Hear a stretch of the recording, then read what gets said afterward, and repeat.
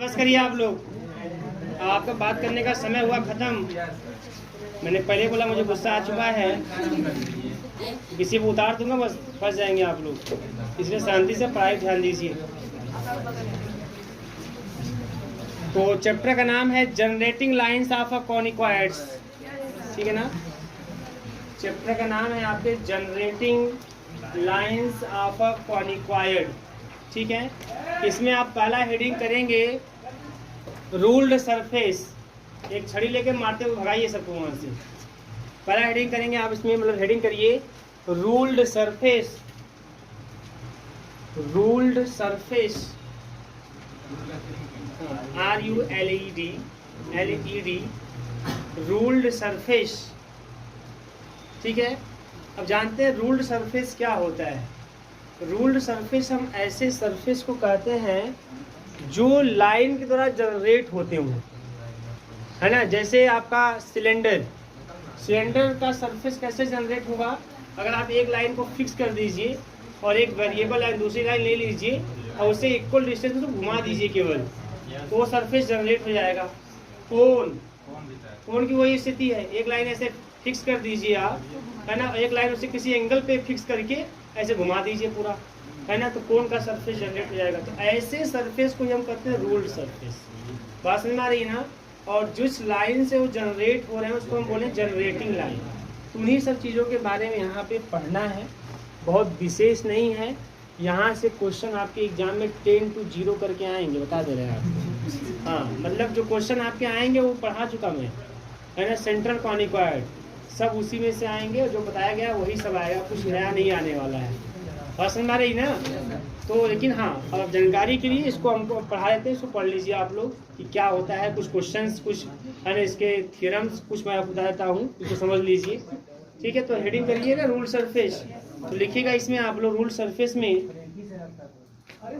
बात नहीं एकदम, देखिए cone is generated, CONE, cone is generated.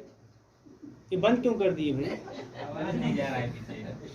आवाज नहीं आ रहा था, पहुंचेगा आवाज। जैसे जैसे समय बीतेगा मेरी आवाज बढ़ती जाती है, हाँ एनर्जी बढ़ती जाती है, पता नहीं कि मुझे खुद नहीं पता। देखिएगा इसमें cone is generated by moving lines, generated by moving lines which pass through a fixed point, देखिए whereas the cylinder is generated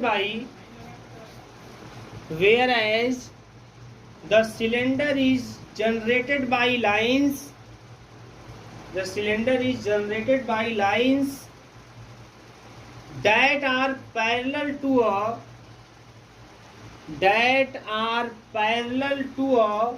fixed line,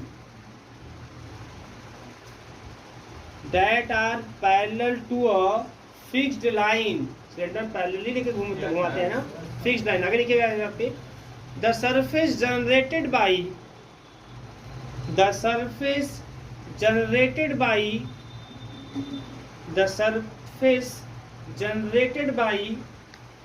हो गया a moving line, the surface generated by a moving line is called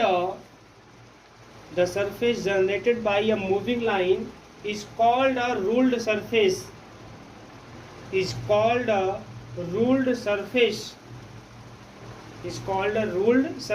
thus thus cones and cylinders are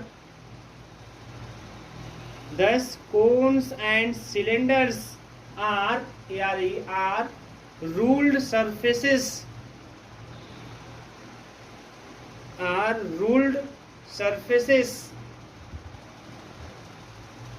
देखिए आगे hyperboloid of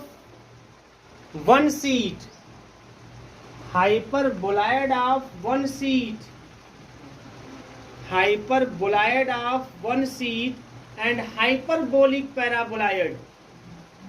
hyperboloid of one sheet and hyperbolic paraboloid are also a ruled surfaces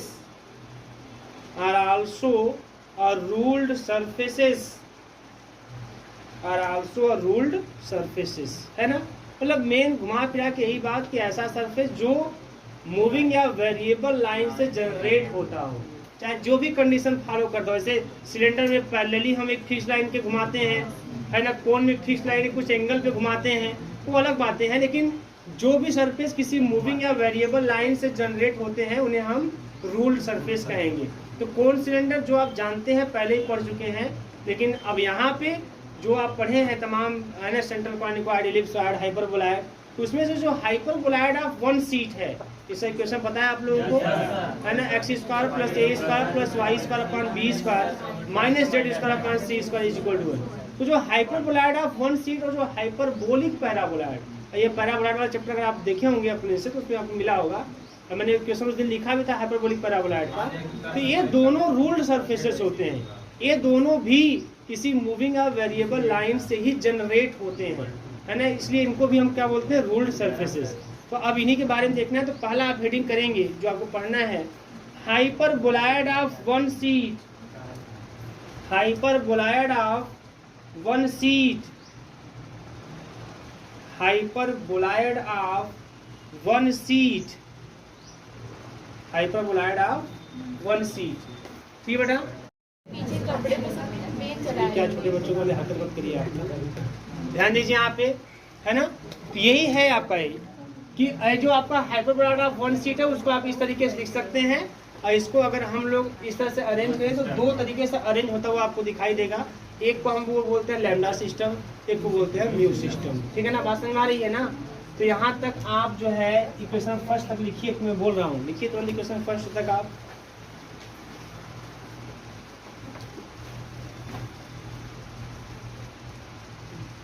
तुरंत लिखिए बेटा।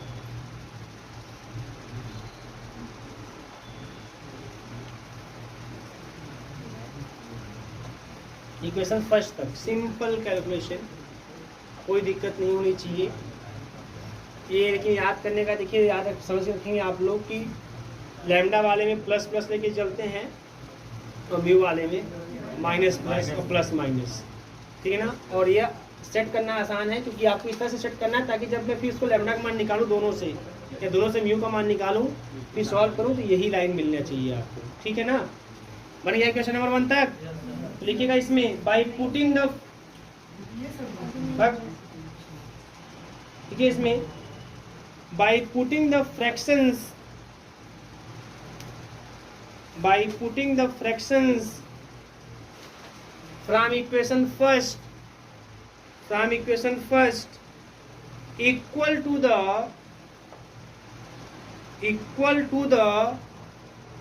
arbitrary constants, equal to the arbitrary constants, equal to the arbitrary constants lambda and mu respectively, arbitrary constants lambda and mu respectively, lambda and mu respectively। देखिए we get the two families of straight line, we get the two families of straight line। ठीक है, अब इसको लिखेंगे, आप इसको लिख दीजिए। इक्वेशन नंबर आपका 2, इक्वेशन नंबर आपका 3, तो लिखिए क्वेश्चन 2 और 3 को।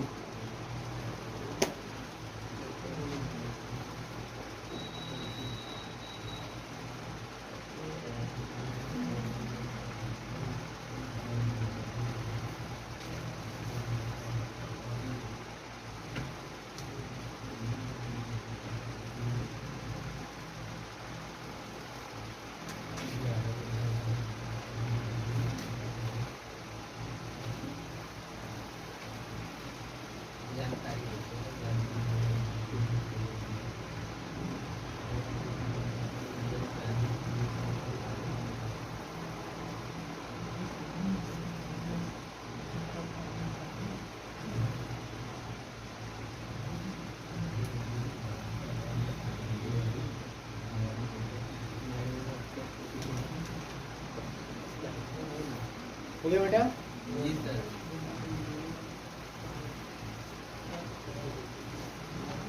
इसके बाद लिख लीजिएगा नीचे आप लोग, where lambda and mu are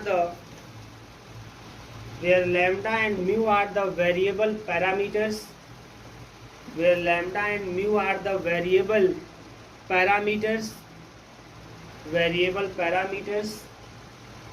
देखिए equation 2 is called the lambda system of the family of straight line. Equation 2 is called the lambda system of family of straight line. And equation 3 is called the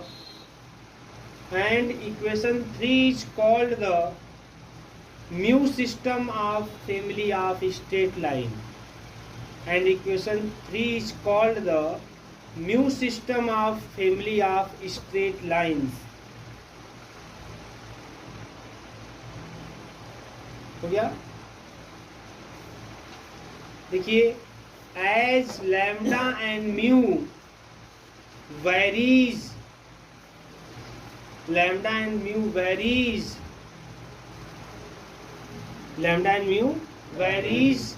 the line generates the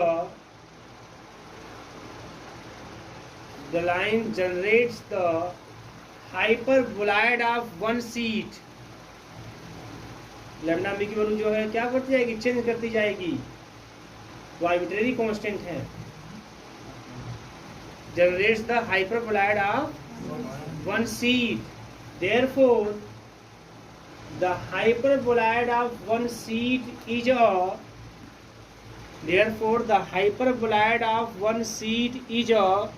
ruled surface.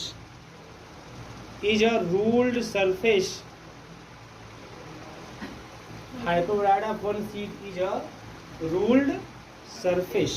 ठीक है, तो ये आपका है इस तरीके से. चलिए आगे कंटिन्यू करते हैं.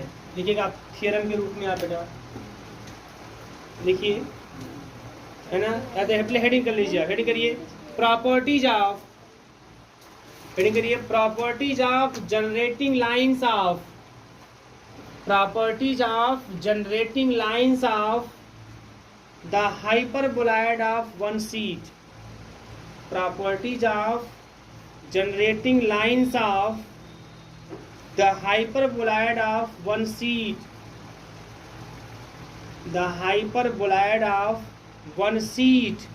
क्या होता है इक्वेशन इसका? Hyperboloid of one sheet x square upon a square. तो लिखिएगा हेडिंग से x square upon a square plus y square upon b square minus z square upon c square equal to 1. अब प्रॉपर्टीज में number first नहीं समझ में आएगा, अभी हेडिंग है कुछ ऐसे ही आएगा, बड़ा ही मत. नंबर फर्स्ट लिखिएगा one generator off each system passes through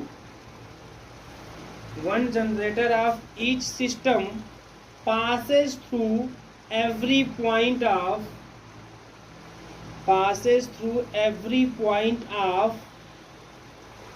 the hyperboloid.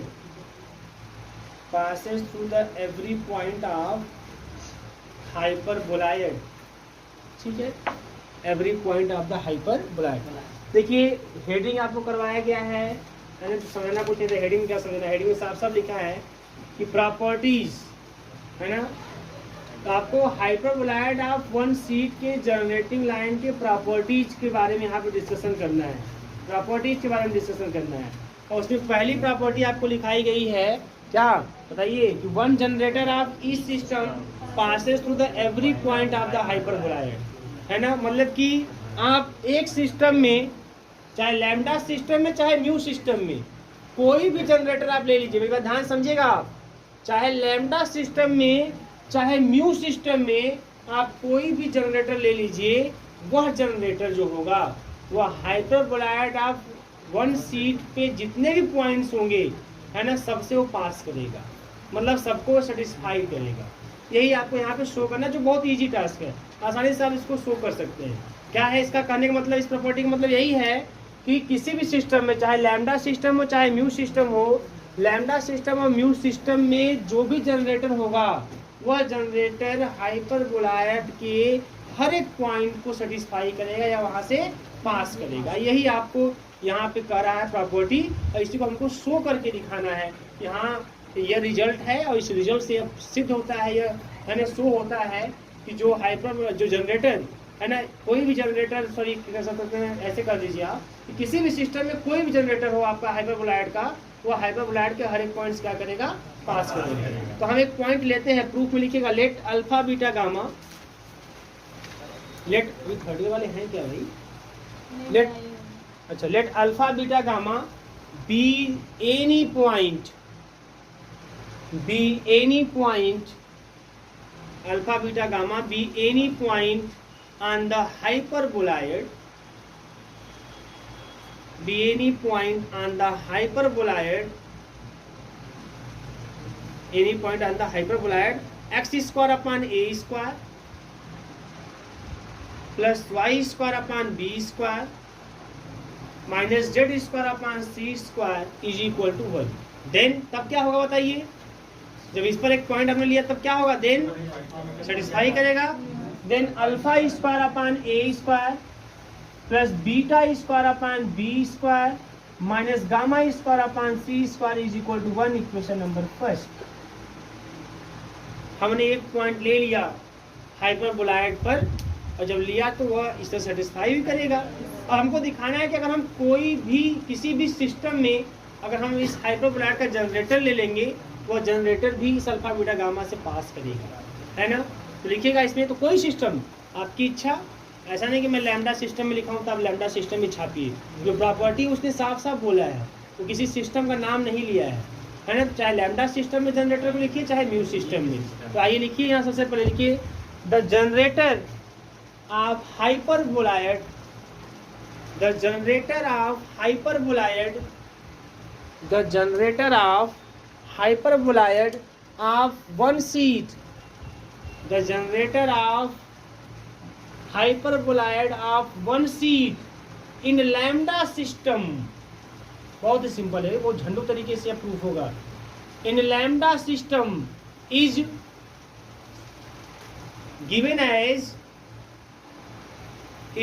कैसे लिखेंगे बताइए, लैम्डा सिस्टम याद है आपको, भूल गए, x upon a plus z upon c is equal to lambda 1 plus y upon b and x upon a 1 by lambda 1 minus, very good, आपको याद हो गया, बड़ी अच्छी बात है। तो ये लैम्डा सिस्टम में जनरेटर हो गया। आपकी इच्छा है तो आप न्यू सिस्टम में लिख दो, कोई दिक्कत नहीं, आप न्यू सिस्टम में भी लिख सकते हो, ठीक है ना। ऐसा नहीं कि मैं लैम्डा लिखूँ तो लैम्डा में आप लिखिए, मैंने लैम्डा सिस्टम लिख दिया। अब if it passes through alpha beta gamma, अगर इसको अल्फा बीटा गामा से हम पास कराएं, देखिए क्या होता है, देन तब ये बेटा क्या हो जाएगा मालूम है, अल्फा अपान ए प्लस गामा अपान सी, लैम्डा खाली मजाक होने जा रहा है, देखिएगा 1 प्लस बीटा अपान बी, और फिर यहाँ से and alpha upon a minus gamma upon c is equal to 1 upon lambda 1 minus beta upon b, है ना। अब बस क्या कर देना आपको, मल्टीप्लाई कर दीजिए दोनों का आपस में, है ना, मल्टीप्लाई 2/3, वो कहा क्या कुछ कहा थोड़ी, सिंपल सी बात है, 2/3 मैं मल्टीप्लाई करता हूँ, क्या मिलेगा, देखिए यहाँ पे अल्फा अपान ए प्लस गामा अपान सी, मैं मल्टीप्लाई किया लेफ्ट को लेफ्ट में, राइट को राइट में, alpha upon a minus gamma upon C, lambda कहानी खत्म होगी 1 प्लस बीटा अपान बी और 1 माइनस बीटा अपान बी। तो यहाँ से आपको क्या मिल जाएगा, यहाँ से आपको मिल जाएगा alpha square upon a square minus gamma square upon c square is equal to 1 minus beta square upon b square. और बेटा यहाँ से मिल जाएगा alpha square upon a square plus beta square upon b square minus gamma square upon c square is equal to 1। Equation number आपका हो गया 3 2 3 2 3 4 है ना, 4 हो गया यह। तो इक्वेशन 1 और 4 दोनों क्या है, सेम है। इक्वेशन 1 और 4 दोनों सेम है और ये दोनों सेम होकर यही प्रदर्शित कर रहे हैं कि हम हाइपरबोलॉइड पे कोई भी पॉइंट आप लेंगे, है ना, जो हाइपरबोलॉइड का जो जनरेटर होगा वो उस पॉइंट से पास करेगा। और काहे नहीं पास करेगा, जब जनरेटर उसको उत्पन्न किया है उसी से बना है तो पास काहे नहीं करेगा। तो बहुत सिंपल सी बात, उसको कहना भी नहीं चाहिए था लेकिन कह दिया, तो हम लोग भी ऐसे समझा दिए उसको उसी भाषा में। तो ये चीज़ लिख देंगे आप, देखिए देखिए नहीं बोल रहे हैं पूरा, क्लियर है ना। अब मजाक होगा निशांत, कोई दिक्कत नहीं है। बस मजाक ही करना था। Equation first and 4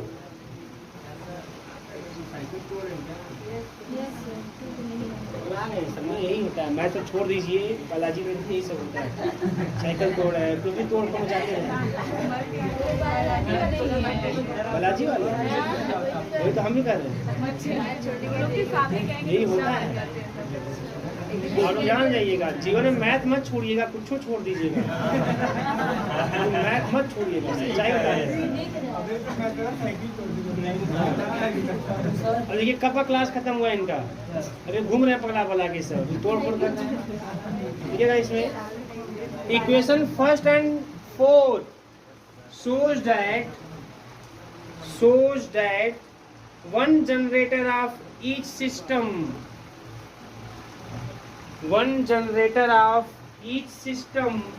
passes through every point of hyperboloid। और hyperboloid कौन, 1 सीट वाला, passes through every point of hyperboloid, every point of hyperboloid। Clear है आप, हाइपरबोलॉइड। सेकेंड प्रॉपर्टी इसका लिखिएगा आप लोग, सेकेंड प्रॉपर्टी उन्हें लिखिएगा, नो टू जनरेटर्स, बात नहीं एकदम, no two generators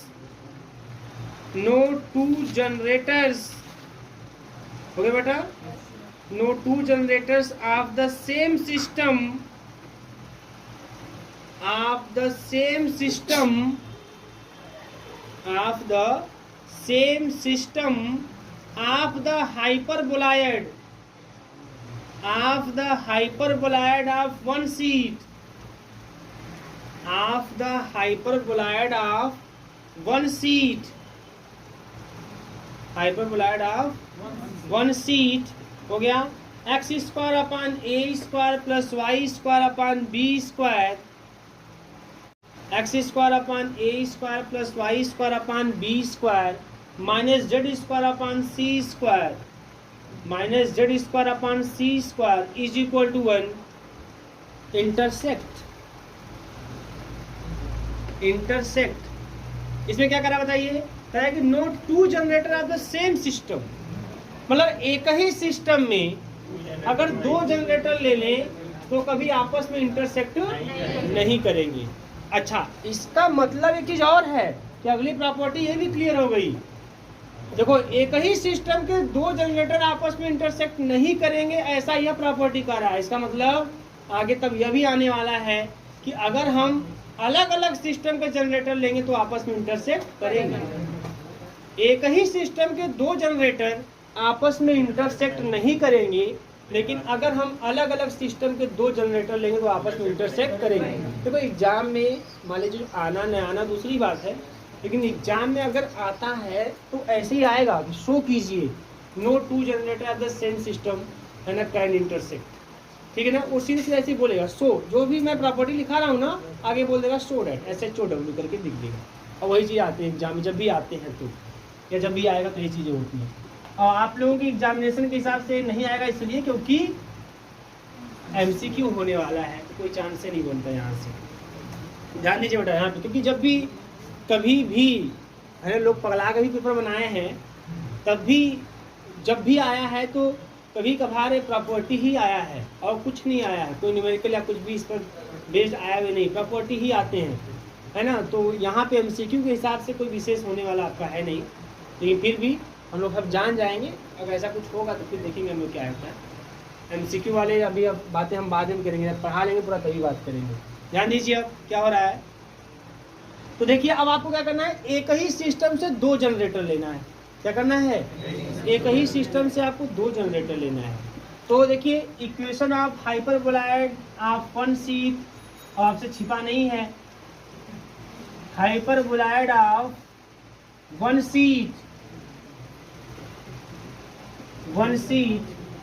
is x square upon a square plus y square upon b square minus z square upon c square is equal to 1। Equation number first ये हो गया। अब हम लोग क्या करते हैं, अब हम लोग लिखते हैं 2 जनरेटर इसका एक ही सिस्टम में, है ना। नाउ 2 जनरेटर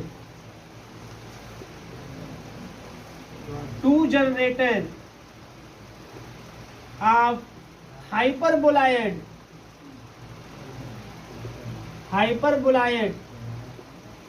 in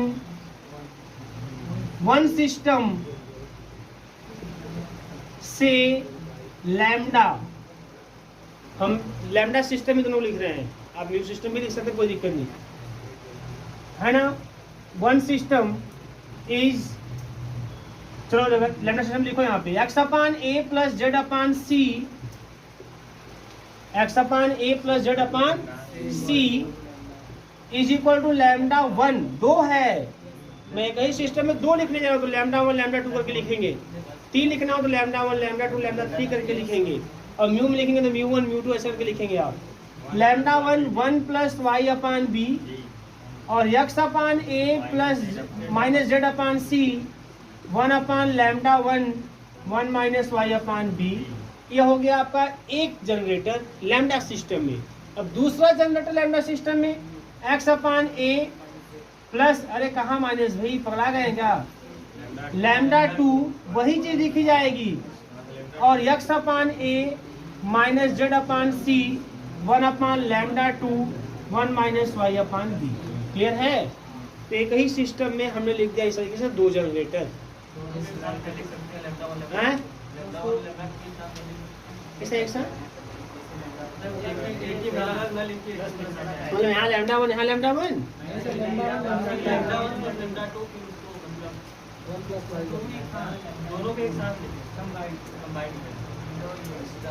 मतलब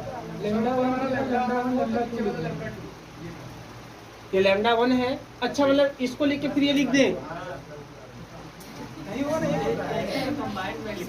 कंबाइंड, बताओ कैसे लिखो, तो बताओ उसको, हमको कहा कि बताओ, रुक जा भाई सुन लो, हाँ बताओ बताओ। हाँ हाँ नहीं करके ना लिखें, जो लिखेंगे वो बताओ मुझे, आप जो लिखना चाहते हो तो मुझे बताओ कि सर यही लिखेंगे, अगर कंबाइंड करेंगे तो यह आएगा लिखने को, बताओ क्या आएगा, बताओ, बात नहीं भाई एकदम बताओ बताओ। लैम्डा 1 प्लस लैम्डा 2 का मतलब कॉमन करके 1 प्लस y बाय 2 में ऐसे करके लिख सकते हैं, कॉमन करके मतलब लैम्डा 1 प्लस लैम्डा 2 एक क्वेश्चन में, फिर दूसरे क्वेश्चन में 1 प्लस y बाय 2। अच्छा लैम्डा 1 प्लस लैम्डा 2, अच्छा है समझ गए। अब क्या करना चाहते हैं, कहना चाहते हैं यह कि सर ऐसे लिख दें, x upon a plus z upon c is equal to lambda 1 plus lambda 2 दूसरे ब्रैकेट में 1 plus y upon b and x upon a minus z upon c is equal to 1 upon lambda 1 plus lambda 2 1 minus y upon b। गधा का पेड़, to एक ही generator होगा। अरे क्या lambda 2 प्रदर्शित हुआ, lambda is nothing but arbitrary constant, वो केवल एक आर्बिट्रेरी कांस्टेंट है। अगर आप किसी कांस्टेंट को 2 कांस्टेंट के सम के रूप में लिखो तो क्या रूट हो जाएगा, जैसे 5 कांस्टेंट 5 ये कांस्टेंट है, मैं 2 प्लस 3 लिख दूंगा, क्या कहूँगा ऐसा मतलब 2 कांस्टेंट हो गया हमारे पास, है ना। ऐसी गलती कभी करना मत, बात समझ में आ रही है ना। अगर यहाँ पे आप लैम्डा 1 प्लस लैम्डा 2 करके भी लिखोगे तो उसको एक का माना जाएगा, उसको लैम्डा की एक ही वैल्यू मानी जाएगी, बात समझ में आ रही है ना। भाई 2 प्लस 3 को 5 लिखेंगे ना, कि 2 प्लस 3 का अलग लिखेंगे हम लोग, जैसे k1 constant plus k2 constant, तो कहीं भी k1 प्लस k2 2 कांस्टेंट अगर है तो हम उसको k1 प्लस k2 थोड़ी रहने देते हैं, नया कांस्टेंट k बोल देते हैं या कुछ और बोल देते हैं, या कोई मतलब नहीं उनका ऐसे इस तरीके से होना। क्लियर है ना, मैं इसलिए पूछ लिया ना, तो बता देंगे भाई क्या है, जब रख देंगे तो समझ में आ जाएगा। ऐसे हवा में बात करेंगे तो हो सकता है कि उनकी प्रॉब्लम ऐसी बनी रह जाए, तो ऐसी गलती आप नहीं करेंगे। यह हो गया आपका एक जनरेटर लैम्डा सिस्टम में, और यह दूसरा जनरेटर लैम्डा सिस्टम है। आपका मन है तो ऊपर लैम्डा 1 प्लस लैम्डा 2 लिख दो, लेकिन तभी वो एक ही जनरेटर माना जाएगा। तो यहाँ कुछ नया नाम दे देना, लैम्डा 3 ऐसा कुछ नाम दे देना, दूसरा जनरेटर माना जाएगा। क्लियर है ना। अब इसको इक्वेशन नंबर 2, 3, 4, 5, क्या बात है, गिनती अच्छी है आप लोगों की, है ना। 1 2 3 4 5 बराबर है ना। अब ध्यान दीजिए बेटा, यहाँ पे अगर मैं यहाँ पर इक्वेशन 4 को सब्ट्रैक्ट करूं, सब्ट्रैक्टिंग इक्वेशन 4 फ्रॉम 2, इक्वेशन 4 को मैं 2 से क्या करूं, सब्ट्रैक्ट करूं, क्या होने वाला है बताइएगा आप। जब 4 को 2 से सब्ट्रैक्ट करूंगा तो आपको मिल जाएगा 1 plus y upon b common करके, और lambda 2 minus lambda 1 is equal to 0 मिल जाएगा, है ना बेटा। जब 4 को 2 में से सब्ट्रैक्ट करूंगा, ये इससे खत्म 0 हो गया, और इसमें से ये घटाऊंगा तो ये कॉमन हो जाएगा, लैम्डा 2 माइनस लैम्डा 1 मिल जाएगा, है ना। अब मैं लिखूं कि अच्छा 2 का प्रोडक्ट 0 है, तो नियम कहता है कि कोई ना कोई एक 0 होगा तो दोनों 0 होंगे। 2 का प्रोडक्ट 0 है तो कम से कम मिनिमम किसी एक को तो 0 होना होगा, तभी 0 होगा, है ना। क्योंकि आप अलजेब्रा नहीं पढ़े हैं, कुछ चीज़ें ऐसी होती है जहाँ पे दोनों 0 नहीं थे लेकिन प्रोडक्ट 0 होता है ना। तो ये चीज़ें हम जब अलजेब्रा अभी आने वाला 3rd या 4th सेमेस्टर में उसमें पढ़ाऊंगा। हाँ, मैट्रिक्स में ये चीज़ें दिखने को मिलती है, बहुत अच्छी बात है ना। तो यहाँ पे देखिएगा, पहले यहाँ देखिए, तो यहाँ पर कोई ना कोई एक 0 होगा, क्योंकि 0 रिजल्ट है तो कम से कम कोई एक 0 तो होगा करेगा, कंफर्म है। तो अब 0 लैम्डा 2 माइनस लैम्डा 1 0 नहीं होगा, क्यों नहीं होगा, क्योंकि अगर जैसे ही मैं लैम्डा 2, भाई मैंने बताया था आप लोगों को कि जो चीज नहीं होगा उत्तर जानने के लिए उसको कर दो। अगर मैं बोला लैम्डा 2 माइनस लैम्डा 1 0 नहीं होगा तो इसका उत्तर जानना है तो बराबर 0 कर दो। जैसे बराबर 0 करोगे आप पाओगे लैम्डा 1 बराबर लैम्डा 2, और जैसे आप लैम्डा 1 बराबर लैम्डा 2 बराबर आप सेम पा गए, इसका मतलब कि जो दोनों आप जनरेटर लिखे वो 2 जनरेटर नहीं है, वो एक ही जनरेटर है। ठीक है, हमारा प्रॉपर्टी कहता है कि 2 जनरेटर, मतलब आपको अलग अलग जनरेटर लेने हैं। तो दोनों जनरेटर अलग अलग तभी होंगे जब लैम्डा 1 लैम्डा 2 अलग अलग हों। जैसे मैं यहाँ लिखा और फिर मैं लिखा और दोनों एक का है तो क्या मतलब है, तो एक जनरेटर माना जाएगा ना उसको, है ना। वही चीज है। तो lambda 2 minus lambda 1 is not equal to 0, since lambda 2 minus lambda 1 is not equal to 0। क्यों समझ में आपको आ गया, क्योंकि अगर 0 होगा तो दोनों सेम हो जाएंगे, और सेम हो जाएंगे दोनों जनरेटर जो लिखे गए हैं वो दोनों सेम हो जाएंगे। और आपने चूंकि जो प्रॉपर्टी है, प्रॉपर्टी अकॉर्डिंग आप 2 जनरेटर अलग अलग लेके चले हैं, 2 जनरेटर ऑफ 1 सिस्टम अलग अलग लेके चले। तो अलग अलग के लिए लैम्डा 1 की वैल्यू लैम्डा 2 के बराबर नहीं होनी चाहिए, और जब नहीं होगी तो भाई तो सब्ट्रैक्शन भी उसका 0 नहीं होगा। तो 0 तब कौन होगा, तो बचा एक का, फिर को 0 होना ही होगा। 1 प्लस वाई अपॉन बी, इनको 0 होना होगा। तो जब ये 0 होंगे तो आपको मिल जाएगा y is equal to minus का b। बोलिए बेटा, यही ना, आपको मिल जाएगा y is equal to minus का b। ठीक है। अब जो y is equal to minus का b है, तो ध्यान दीजिएगा, है ना। अच्छा एक चीज और ध्यान दो आप यहाँ पे, अब y इक्वल टू माइनस का b, अच्छा यही काम जो आप 4th को 2nd से आप सब्ट्रैक्ट किए, अगर आप 5th को 3rd से सब्ट्रैक्ट करते, है ना, तब क्या मिलने वाला है। नाउ सब्ट्रैक्टिंग, वो भी कहानी देख लीजिए, कहानी वो भी देख ही लीजिए आप लोग। Now subtracting 5th from 3rd, अगर मैं 5th को 3rd से सब्ट्रैक्ट करूं तब क्या होने वाला है। तो ऐसे केस में फिर लेफ्ट का 0 और मिल जाएगा 1 upon lambda 2 minus 1 upon lambda 1 और 1 minus y upon b is equal to 0। फिर वही बात बेटा यहाँ पे कि a वाला फैक्टर 0 नहीं होगा, 0 को बराबर हो जाएगा, तो मतलब खत्म कहानी। यहाँ का प्रॉपर्टी जो आप लेके चले हो सिस्टम खत्म हो जाएगा। तो 0 होगा कौन, 1 minus y upon b is equal to 0, which implies y is equal to b। अब y के यहाँ 2 वैल्यू मिल गए, ऐसा पॉसिबल नहीं हो सकता। तो y बराबर 2b और माइनस 2b यहाँ पे आए, है ना। ये गड़बड़ है, क्योंकि अगर y की 2 वैल्यू यहाँ पे आएंगी ना, तो इस हिसाब से जो आपके लाइन का जो सिस्टम है, क्योंकि जो लाइन आपका है वो 1 डिग्री में है, आपको एक ही वैल्यू मिलनी चाहिए। तो आप यहाँ से इन दोनों रिजल्ट से भी कह सकते हैं कि एक ही सिस्टम के दो जनरेटर इंटरसेक्ट नहीं कर सकते। आप ये चीज कर सकते हैं, अगर इंटरसेक्ट करेगा तो किसी एक पॉइंट पे करेगा, और किसी एक पॉइंट पे जैसे दो लाइन अगर है ना, लाइन है, अगर दो लाइन है तो एक ही पॉइंट पे कट करेगी। ऐसा नहीं ना है कि कोई लाइन खींचा दूसरा लाइन में खींचूं ऐसे घूम के काट दे, तो वो लाइन थोड़ी ना जाएगा, कर्व में चला जाएगा ना। बात समझ नहीं मेरी बात को, यहाँ एकदम सीधी सीधी लाइन की बात है, क्योंकि जनरेटिंग लाइन पढ़ रहे हैं आप, सीधे सीधे लाइन की बात है, स्ट्रेट लाइन की बात है, तो काटेगा तो एक ही ना पॉइंट पे काटेगा। तो अगर दो वैल्यू अगर आप मान के चलेंगे, यहाँ दो वैल्यू आ गई, तो दो वैल्यू आ गई इसका मतलब दो पॉइंट पे कट करेगा, ये पॉसिबल नहीं है।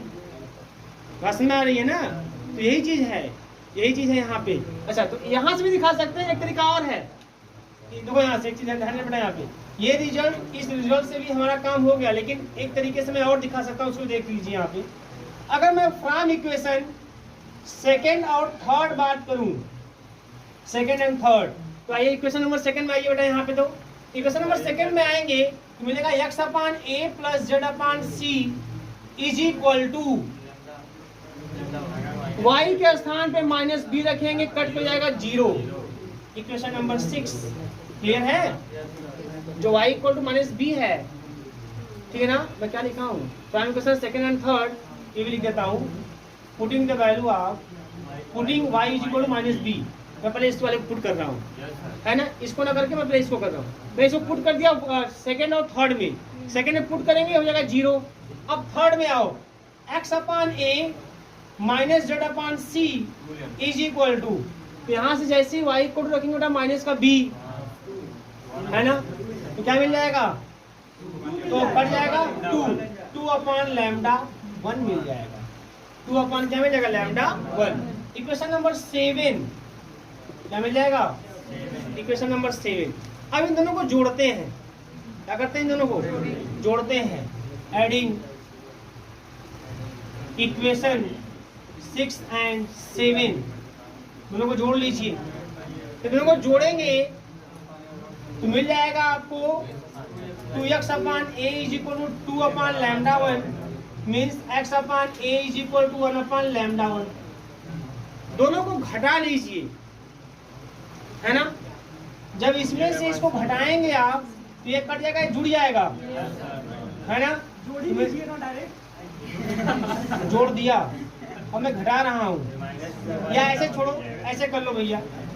इक्वेशन नंबर 6 में x अपान a का मान रख दो, तो z अपान c का मान मिल जाएगा माइनस का 1 अपान लैम्डा 1, नहीं मिल जाएगा, माइनस का 1 अपान लैम्डा 1। तो हमको तो किसी वैल्यू मिल गई, हमको मिल गई, ध्यान दीजिएगा ध्यान से, हमको x अपान a की वैल्यू मिल गई 1 अपान लैम्डा 1, हमको y अपान b की भी वैल्यू मिल गई, क्या मालूम है, y अपान b की वैल्यू, तो y की वैल्यू कितनी है, माइनस की b है तो माइनस की 1 मिल जाएगी, और हमें z अपान c की वैल्यू भी मिल गई माइनस का 1 अपान लैम्डा 1।